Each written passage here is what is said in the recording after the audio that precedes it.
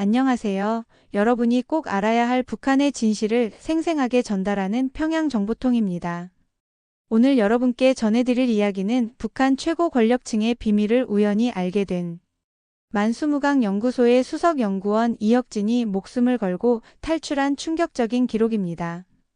저는 북한 만수무강 연구소에서 15년간 생명공학 연구원으로 근무했던 이혁진입니다. 북한에서는 단 한마디조차 할 수 없었던 너무나 위험한 진실을 가지고 여러분 앞에 섰습니다. 제가 겪었던 공포와 절망의 순간들, 생사의 갈림길을 넘나든 그 위험천만한 탈출 과정을 지금부터 생생히 들려드리겠습니다. 지금도 북한에서 벌어지고 있는 비밀스러운 연구와 충격적인 현실을 이제 함께 마주하시죠. 그럼 지금 바로 시작하겠습니다. 나는 북한 만수무강 연구소에서 15년 동안 생명공학 연구원으로 일했어요. 이 연구소는 김일성 때부터 겉으로는 김 씨 일가의 건강과 장수를 연구하는 곳이었어요. 그런데 실제 내부에서는 상상도 못할 일들이 벌어지고 있었어요. 연구소는 폐쇄적인 환경이었고 연구원들은 외부와 완전히 단절된 채 생활했어요. 우리에게 주어진 임무는 김 씨 일가와 그 가족을 위해 맞춤형 건강식품을 개발하고 노화를 늦추는 치료법을 연구하는 것이었죠. 하지만 어느 날 나는 연구소의 깊숙한 곳에서 진행되는 충격적인 실험을 목격하게 됐어요. 그날도 평소처럼 연구를 진행하고 있었어요. 그런데 연구소 지하에 있는 특수 실험실에서 경비가 강화되었고 일부 연구원들만 출입할 수 있도록 제한되었어요. 무언가 중요한 실험이 진행 중이라는 소문이 돌았어요. 나는 연구소에서 오랫동안 일하며 익힌 요령을 이용해 몰래 그곳을 엿봤어요. 실험실 안에서는 차가운 스테인리스 실험대 위에 한 남성이 누워 있었어요. 그는 움직이지 않았고 온몸에 전극이 부착되어 있었어요. 연구원들이 그의 혈액을 모두 제거한 후 특수한 용액을 주입하고 있었죠. 순간 등골이 오싹해졌어요. 이건 뭐지? 도대체 무슨 실험을 하는 거야? 숨을 죽이며 지켜보았어요. 연구 책임자가 실험 기록을 읽으며 말했어요. 냉동 보존 후 신체 기능 회복 가능 여부 실험 2단계 진행 중이다. 대상자는 정치범 수용소 출신이다. 그 말을 듣는 순간 온몸이 얼어붙었어요. 정치범 수용소 출신이라고. 실험 대상자로 끌려와 이런 실험을 당한다고. 믿을 수 없었어요. 연구소가 단순히 건강 연구를 하는 것이 아니라 냉동인간 프로젝트를 진행하고 있었다는 사실을 깨달았죠. 그날 이후 연구소의 모든 것이 다르게 보이기 시작했어요. 그동안 자부심을 느끼며 연구했던 프로젝트들이 실은 김 씨 일가를 위한 것이었고 나는 김 씨 일가를 위한 일에 나도 모르게 범죄에 가담하고 있다는 사실이 머리를 때렸어요. 하지만 그렇다고 해서 내가 뭘 할 수 있을까요? 이곳은 철저히 통제된 공간이고 연구원들의 운명도 그들이 결정하는 거였어요. 내가 느끼는 불안감은 점점 커졌어요. 연구소 내부에서도 나를 감시하는 눈길이 느껴졌고 내 연구 데이터가 다른 사람의 손으로 넘어가는 일도 생겼어요. 혹시 내가 위험해지는 건 아닐까? 라는 의심이 들기 시작했어요. 하지만 단순한 의심을 넘어서서 현실로 다가왔어요. 며칠 후 연구소장과 핵심 연구원들끼리 비밀 회의를 하는 것을 우연히 엿듣게 되었어요. 김정은 동지께서 직접 관심을 갖고 계시다. 올해 안에 가시적인 결과를 보여야 한다. 실험체 확보가 필요하다. 현재 정치범으로는 한계가 있다. 가슴이 철렁 내려앉았어요. 실험체 확보라니 설마 일반 주민들도 대상으로 삼겠다는 뜻인가? 그러던 어느 날 내 동료였던 박경호가 다급한 얼굴로 다가왔어요. 그는 나보다 5년 먼저 연구소에 들어온 선배 연구원이었어요. 이혁진, 연구소 분위기가 심상치 않아. 무슨 말이에요? 나도 확실한 건 아니지만 우리 중 누군가 사라질 수도 있어. 순간 머릿속이 복잡해졌어요. 연구원들이 사라진다고. 만약 연구소에서 더 이상 가치가 없다고 판단된다면 우리도 실험 대상이 될 수 있다는 뜻인가요? 불안감이 커지면서 연구에 집중하기 어려워졌어요. 하지만 다른 동료들은 아무렇지 않은 듯 보였어요. 아니면 나처럼 의심을 하고 있지만 말을 못하고 있는 걸까요? 하루하루가 지옥 같았어요.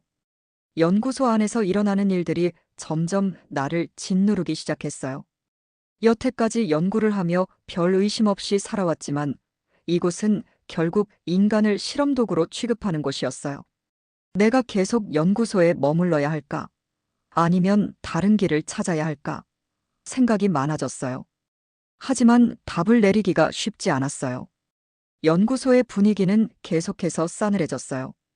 누군가는 아무렇지 않게 연구를 이어가고 있었지만 나는 이제 더 이상 이곳을 믿을 수 없었어요. 내 앞날이 어떻게 될지조차 불확실했어요. 김정은의 건강 상태는 오랫동안 내부에서도 주요 관심사였어요.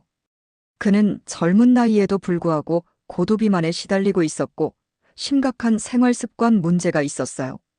그의 식단을 연구하고 관리하는 곳이 바로 김정은 음식 전문 연구소였어요.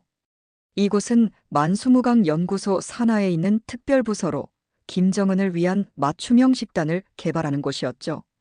연구소에서는 그의 기호에 맞춰 최고급 식자재를 전 세계에서 공수했어요. 프랑스산 치즈, 일본산 해산물, 러시아산 철갑상어 캐비아 등이 매주 비행기로 평양에 도착했어요. 문제는 김정은이 건강을 전혀 고려하지 않는다는 점이었어요. 연구진이 저염, 저칼로리 식단을 제안하면 그는 버럭 화를 내며 고지방 요리를 요구했어요. 음식 전문 연구소에서는 그의 건강을 위해 대체 식품을 연구했어요. 가짜 기름을 사용한 고기 요리, 혈압을 낮추는 음료 등이 개발됐지만 김정은은 이런 음식을 거의 먹지 않았어요. 한 번은 연구소에서 개발한 콜레스테롤 저감용 김치를 김정은이 맛보고 화를 낸 적이 있었어요. 김치가 이렇게 싱거워서야 먹겠나. 그는 소금을 추가해 다시 만들라고 명령했어요. 결국 연구진들은 김정은이 원하는 대로 짜고 기름진 음식을 계속 제공해야 했어요. 내부에서는 그의 건강 악화를 우려하는 목소리가 점점 커졌어요. 하지만 누구도 그의 식습관을 바꾸지 못했어요. 결국 연구소는 건강을 연구하는 곳이 아니라 그의 입맛을 맞추는 기관으로 전락하고 있었어요. 만수무강 연구소는 단순한 건강 연구소가 아니었어요. 그곳은 북한 권력의 핵심이자 김씨 일가의 생명 연장을 위한 비밀 기관이었죠. 연구소 내부에서는 김씨 일가의 유전자 분석, 혈액 정기 검사, 특수 면역 강화 실험까지 진행됐어요.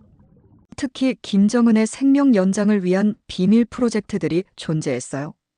연구진들은 불로장생을 연구하면서 해외 최신 의료 기술을 접목하려 했지만 북한의 과학 수준으로는 한계가 뚜렷했어요.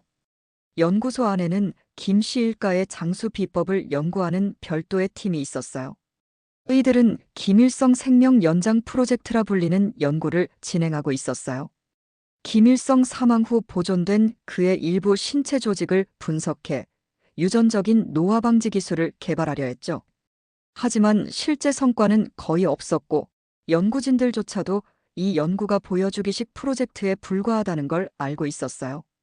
그러나 김정은이 직접 관심을 갖고 있던 초저온 냉동인간 연구는 달랐어요. 북한은 극비리의 냉동 보존 기술을 연구하며 김정은이 자신도 미래에 이 기술을 이용할 수 있을지 고민하고 있었어요. 연구소 내부에서 이러한 실험을 가까이서 보며 나는 더욱 깊은 회의감에 빠졌어요. 나는 단순한 연구원이 아니라 체제의 허구를 뒷받침하는 한낱 도구에 불과했어요. 연구소 내부의 분위기가 심상치 않았어요. 연구진들 사이에서는 묘한 긴장감이 감돌고 있었고 최근 들어 몇몇 연구원이 사라졌다는 소문까지 돌았어요. 하지만 누구도 대놓고 그 이야기를 하지 않았어요. 박경호 선배는 나를 불러 조용히 말했어요. 어제 밤에 또 한 명이 없어졌어. 누구예요? 나는 속삭이며 물었어요. 면역 연구팀의 최 박사. 며칠 전까지 실험실에서 연구를 진행하고 있었는데 어제부터 안 보이더라. 등골이 서늘해졌어요. 연구소에서는 일정 기간이 지나면 교체 인사가 진행되곤 했지만 최근의 사라짐은 그 성격이 달랐어요.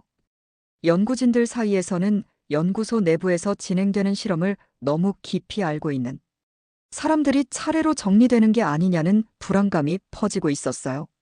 그러던 중 연구소 회의실에서 긴급 회의가 열렸어요. 연구소장이 직접 참석한 자리였죠. 최근 연구 속도가 기대에 미치지 못하고 있다. 연구소장이 굳은 표정으로 말했어요.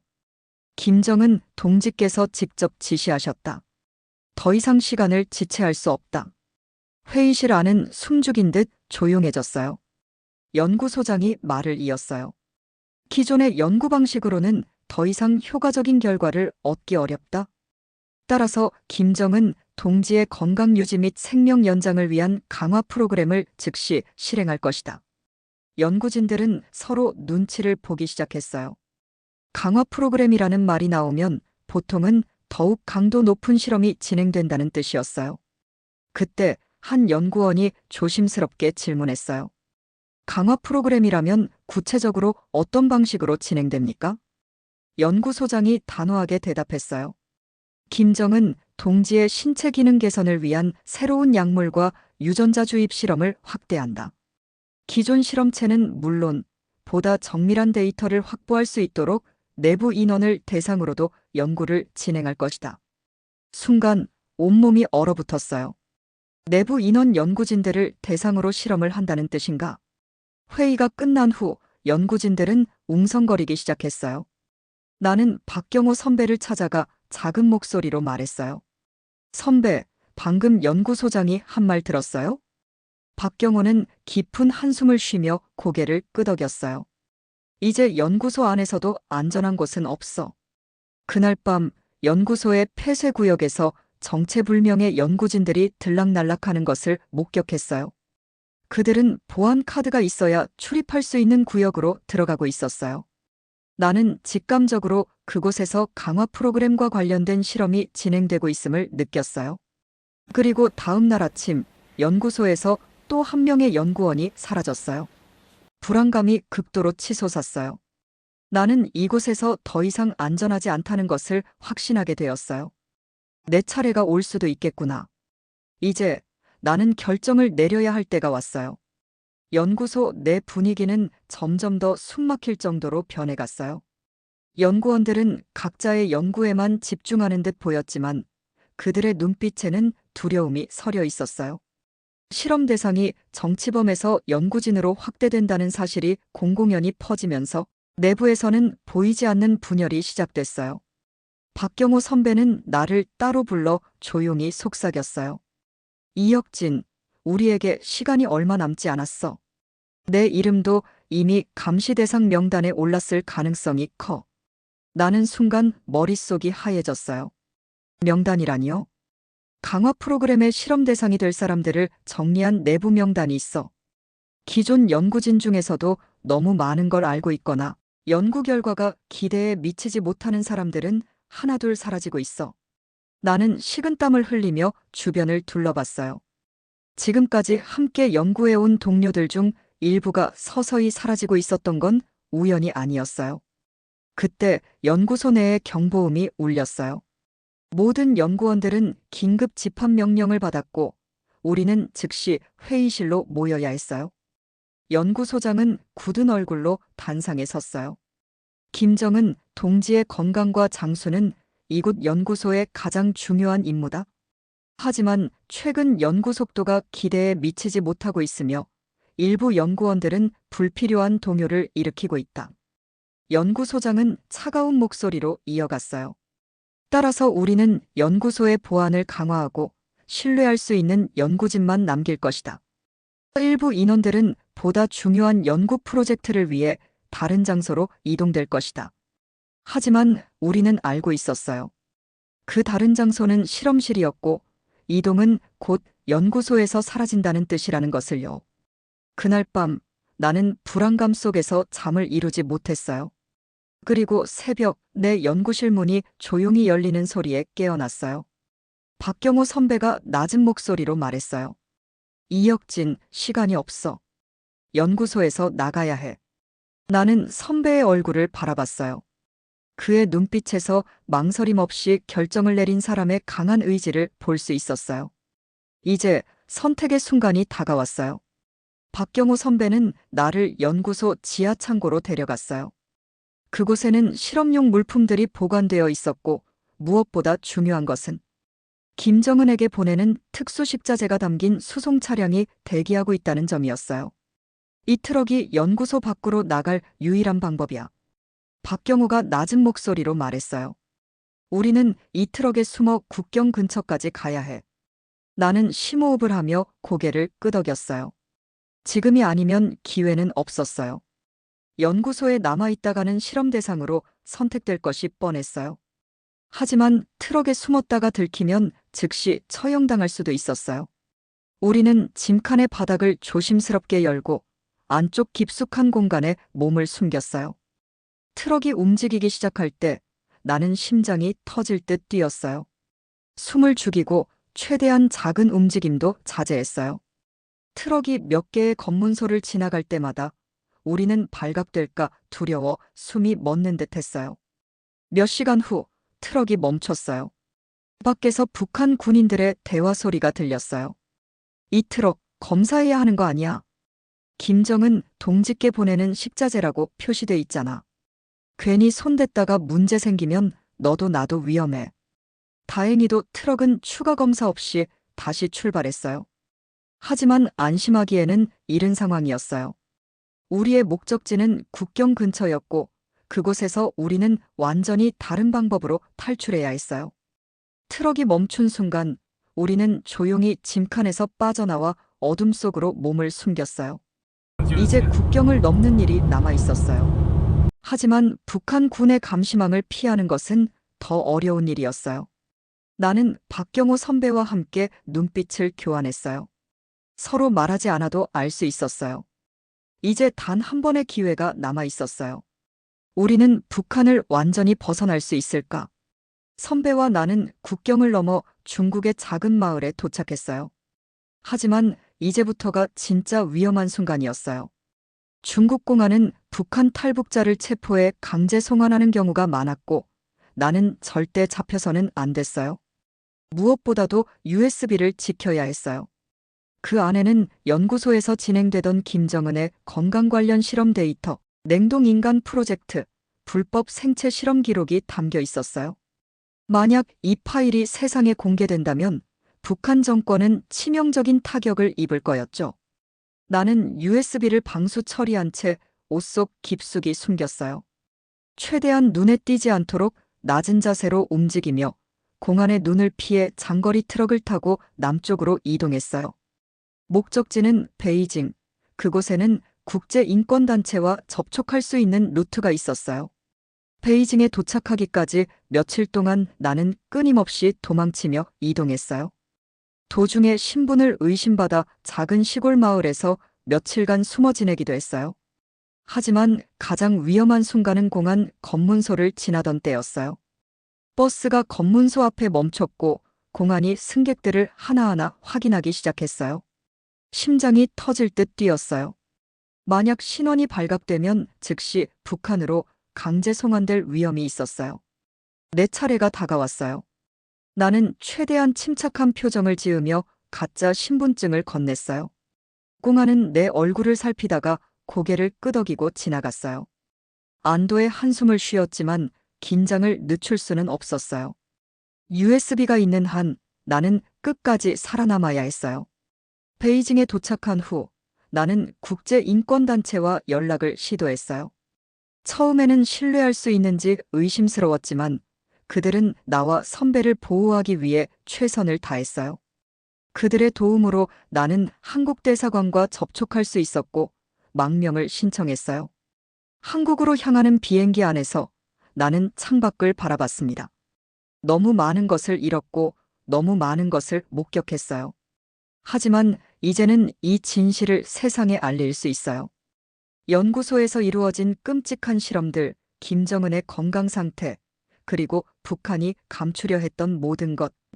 입국 후 선배와 나는 철저한 조사와 신변 보호 절차를 거쳤어요. 그리고 국정원에서 수개월간 신문을 받으며 내가 가진 정보를 제공했어요. USB 속 자료를 분석한 국정원 관계자들은 이 정보가 너무도 민감하다고 판단했어요. 현재까지도 이 내용은 극비로 분류되어 있으며 나는 언론을 통해 발표하는 것이 금지된 상태였어요. 처음엔 답답했어요. 내가 목숨을 걸고 가져온 진실을 세상에 알릴 수 없다니. 하지만 시간이 지나면서 이해하게 됐어요. 이 정보가 공개될 경우 북한 정권은 물론이고 중국과의 외교 관계까지 복잡해질 수 있다는 것이었죠. 나는 보호 조치 속에서 한국 사회에 적응하는 법을 배웠어요. 처음엔 낯설고 두려웠지만 선배와 함께여서 좋았고, 우리는 시간이 지날수록 조금씩 한국에서의 삶에 익숙해졌어요. 그러나 밤이 되면 여전히 연구소에서 겪었던 일들이 떠올랐어요. 사라져간 연구원들, 그리고 내가 알지 못하는 수많은 희생자들. 그들을 위해서라도 나는 침묵할 수 없었어요. 나는 여전히 익명 속에 살아가고 있어요.